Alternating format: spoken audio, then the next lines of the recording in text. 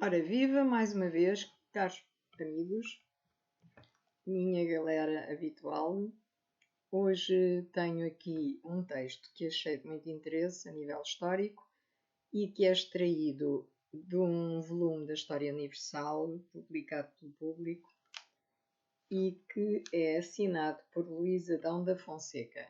E este tema traz-nos o problema da África Portuguesa no século XIX. E, portanto, vou passar a ler este texto, que é bastante bem escrito e realista. Ora, o título é África Portuguesa no século XIX. Com a independência do Brasil em 1822 e o seu reconhecimento por Portugal em 1825, encerra-se um ciclo na expansão portuguesa. Inicia-se neste momento e de forma progressiva o novo ciclo colonial português em África. Neste último continente, no princípio do século XIX, as possessões lusitanas são escassas e de pequenas dimensões. Mas as manifestações de interesse surgem muito cedo, a partir do início dos anos 20, e as primeiras tentativas de presença militar datam de 1823-1824 em Angola e Moçambique. No entanto, estas e outras medidas que se poderiam indicar valem sobretudo como expressão de uma intenção, sendo escasso o seu valor prático. Aliás, a instabilidade política e a guerra civil em Portugal em nada ajudaram neste sentido, pelo que, em 1834, quando o confronto interno terminou, era muito débil a ligação do reino aos seus territórios africanos. Nota-se, apesar de tudo, uma crescente importância dada à necessidade de valorizar a presença portuguesa neste continente. A África, escreve um jornal em 1838, se soubermos dar-lhe a atenção que ela merece, pode ser em poucos anos para nós um segundo Brasil. Os anos 50, por razões de ordem vária, interna e externa, representam um novo impulso.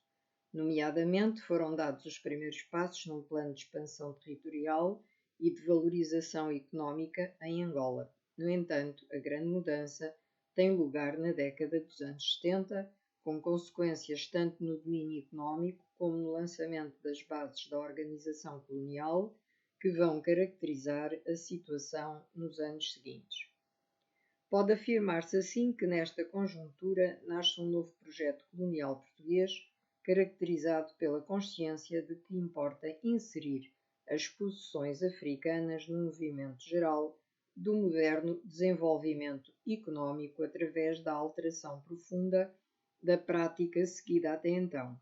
Datam do ano de 1875 dois acontecimentos significativos desta modificação de rumo: a criação da Sociedade de Geografia de Lisboa e a aprovação pelas Cortes Portuguesas da abolição do trabalho servil nas colónias. Existe atrás desta última medida, como tem sido apontado pela bibliografia, para além de inegáveis preocupações de natureza ética, uma clara intencionalidade ligada ao desenvolvimento colonial, cuja expansão económica teria de assentar no trabalho livre. Esta política, que nos anos 50 fora protagonizada por Sá da Bandeira, terá agora como rosto mais significativo Andrade Corvo, ministro dos Negócios Estrangeiros, entre 1871 e 1879, exceto entre março de 1877 e janeiro de 1878, em acumulação com a Marinha e o Ultramar entre 1872 e 1877. São deste último as seguintes palavras: não podemos continuar a viver isolados como sucedia quando as nossas colónias de África eram parques de produção e criação de escravos, ou pouco mais. Hoje o mundo é do trabalho e não da indolência. A terra é para os homens e ninguém pode sequestrar à civilização o que é dela. É preciso que se produza, e produza largamente, onde a natureza concentrou as suas forças produtivas. E em outro texto escrevia: Fechar-nos em casa, fechar os portos com exclusivos privilégios, monopólios, deixar cobertos de mato, intransitáveis os caminhos, não fazer nada produtivo por errada economia, considerar o isolamento como uma força e os caminhos de ferro como uma fraqueza, cerrar os olhos à luz para não ver, para que nos não vejam, não fazer nada em benefício da civilização e da humanidade e querer que os outros nos respeitem. Ocupar vastas regiões no mundo sem querer aceitar francamente a responsabilidade que pesa sobre nós. Tais são os erros que, a cada instante, perturbam a razão e enfraquecem as faculdades físicas e morais do nosso país. São palavras elucidativas, formuladas em termos de crítica, revelam, no entanto, um verdadeiro programa de atuação. Apesar das limitações, apontam no sentido de muita coisa que será feita no futuro. Mas há ainda um outro aspecto a considerar, como chama a atenção Valentim Alexandre, o domínio onde a ação de Andrade Corvo mais se fez sentir, na tentativa de reformar o papel do Império, quebrando o seu isolamento, foi, sem dúvida, o das relações externas. Como ele próprio explicará mais tarde, essa ação inspirava-se num sistema político que tinha como ponto central a estreita aliança com a Inglaterra nas colónias e a cooperação constante com ela, com base na reciprocidade de interesses. Uma vez eliminados os motivos, nomeadamente o tráfico de escravos e os embaraços sistemáticos ao comércio, que até aí haviam obstado à boa harmonia entre as duas nações no campo colonial. Tratava-se, no fundo, mas talvez sem disso tomar consciência, de reatar a linha política que Sá da Bandeira procurara fazer vingar 20 anos antes, mas agora com um elemento novo, a disposição de abrir as colónias ao comércio externo e em novo contexto, já iniciada a partilha da África, com o renovar do interesse de vários países europeus pelo continente negro, o que tornava a Grã-Bretanha mais receptiva a um acordo com Lisboa, também facilitado pela resolução por via arbitral das velhas querelas sobre Bolama e a parte sul da Baía de Lourenço Marques, cuja soberania foi reconhecida a Portugal. Pode, portanto, verificar-se isto na nova história da expansão portuguesa, dirigida por Joel Serrão e por Oliveira Marques, no volume 9, Lisboa, publicado em 1998. Neste contexto, são várias as negociações diplomáticas em que a política africana do país se insere. Negociações do Tratado de Lourenço Marques, de 1878 a 1879, sobre a zona do Zaire, que conduziram à assinatura do Tratado do Congo, em 1884, e, sobretudo, o processo que conduziu à Conferência de Berlim, que durou de 1884 a 1885.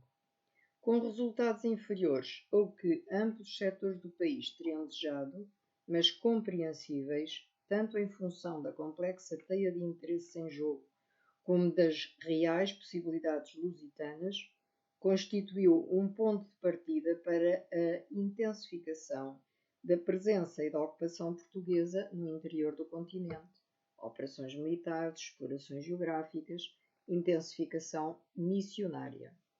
Daqui à crise do ultimátum foi um passo.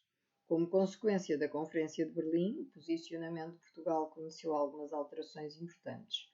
Perde o controlo da foz do Rio Zaire, é debilitada a argumentação baseada em direitos históricos para fundamentar a ocupação territorial e vê-se confrontado com a aparição de novas potências com interesses coloniais em África, como a França e a Alemanha, abrindo a possibilidade para o desenvolvimento de alianças alternativas à Inglaterra. Como consequência, o eixo central da política africana portuguesa transfere-se do Zaire, que é atribuído ao Estado Livre do Congo, para a região situada entre Angola e Moçambique, como se pode ler num jornal portuense em meados de 1885, importa evitar que uma nação qualquer se meta, como uma cunha, entre as nossas duas grandes províncias africanas, impedindo a ligação política e comercial entre elas. Era óbvio que esta orientação, uma vez posta em prática, conduziria ao aparecimento de dificuldades com a Inglaterra, o que se veio a concretizar na sequência das negociações assinadas em 1886 com a França e com a Alemanha, pelas quais estas duas capitais reconheciam a zona de influência portuguesa sobre os referidos territórios situados entre Angola e Moçambique, plasmados num mapa anexo conhecido pelo nome de Mapa Cor-de-Rosa. Como escreve Valentim Alexandre, a tensão nas relações anglo-portuguesas no campo colonial não representava, obviamente, um facto novo. Essa fora, em geral, a situação corrente antes de iniciada a política de cooperação nesse domínio por Andrade Corvo na década de 70. Mas agora o contexto era outro, maior atenção dedicada ao continente negro pelas potências e mais graves as possíveis consequências de um conflito. Para mais, Barros Gomes deu ainda um passo suplementar nesta estratégia de tensão ao negociar secretamente com a Alemanha a partir de 1888, solicitando o seu apoio na África Austral contra as pretensões inglesas, do mesmo passo que, também secretamente, promovia uma série de expedições militares, tentando forçar os acontecimentos no terreno. Não rompendo a aliança com a Grã-Bretanha, que continuava a ser o principal interlocutor, o governo português procurava escapar à sua influência exclusiva e ganhar autonomia servindo-se de uma terceira potência como contrapeso. É assim que, com as relações progressivamente mais difíceis, se chega ao ultimátum inglês de 11 de janeiro de 1890, em que se exigia a retirada portuguesa das notas em litígio sob a ameaça do recurso à força. O governo português cede imediatamente. O incidente teve enorme importância no plano interno. Explosão nacionalista e consequente idealização do Império Colonial, alteração do equilíbrio de forças políticas, reforço de uma prática protecionista em África, abertura para a intensificação da presença militar e administrativa nos territórios que restavam. Nesta ordem de ideias, permite-me ressaltar o conjunto de viagens de exploração que, embora com antecedentes que remontam aos inícios da centúria, adquiriram especial importância no último quartel do século XIX. Merecem destaque Serpa Pinto, Brito Capelo e Roberto Aivens, 1877-1879, de novo Brito Capelo e Roberto Aivens, 1884-1885. A descrição desta última, intitulada De Angola à Contracosta, ainda hoje se lê com manifesto agrado.